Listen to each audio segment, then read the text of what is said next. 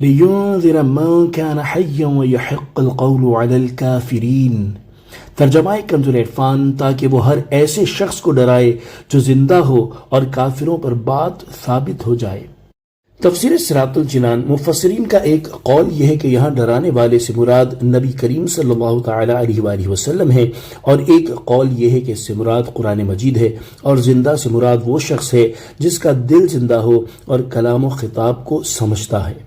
یہ مومن کی شان ہے۔ اس صورت میں آیت کا معنی یہ ہوگا، قرآن پاک نصیحت اور روشن قرآن ہے، تاکہ نبی اکرم صلی اللہ تعالی علیہ وآلہ وسلم یا قرآن مومن کو گناہوں پر ہونے والے عذاب سے ڈرائیں تاکہ وہ گناہوں سے باز رہے، اور کفر پر قائم رہنے والے کافروں پر عذاب کی بات ثابت ہو جائے۔ اس میں اشارہ ہے کہ جس دل میں اللہ تعالیٰ کی معرفت کا نور ہو وہی دل زندہ ہوتا ہے، اور اسی کو اللہ تعالیٰ کے عذاب سے ڈرانا فائدہ مند ہوتا ہے۔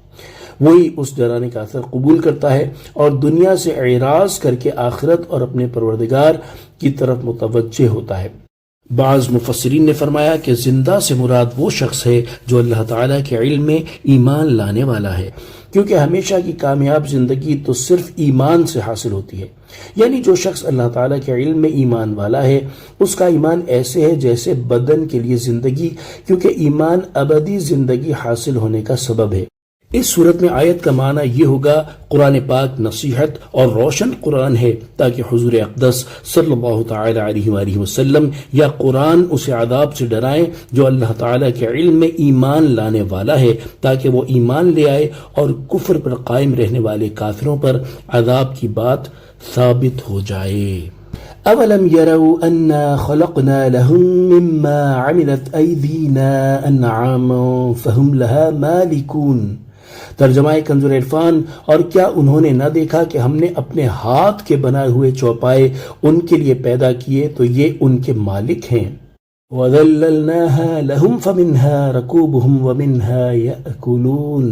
اور ہم نے ان چوپایوں کو ان کے لیے تابع کر دیا تو ان چوپایوں سے کچھ ان کی سواریاں ہیں اور کچھ سے وہ کھاتے ہیں۔ وَلَهُمْ فِيهَا مَنَافِعُ وَمَشَارِبُ، اور لوگوں کے لیے ان چوپایوں میں کئی طرح کے منافع اور پینے کی چیزیں ہیں۔ افلا یشکرون، تو کیا وہ لوگ شکر ادا نہیں کریں گے؟ تفسیر صراط الجنان، اس آیت سے اللہ تعالیٰ کی وحدانیت کو دلائل کے ساتھ بیان کیا جا رہا ہے۔ چنانچہ اس آیت اور اس کے بعد والی آیات کا خلاصہ یہ ہے کہ کیا مکہ کے مشرکین نے اس بات پر غور نہیں کیا اور یقینی طور پر نہیں جانا کہ ہم نے اپنی قدرت سے بنائے ہوئے چوپائے ان کے اور ان کے فائدے کے لیے پیدا کیے، اور یہ ہمارے مالک بنانے کی وجہ سے ان چوپایوں کے مالک ہیں اور ان میں تصرف کرتے ہیں،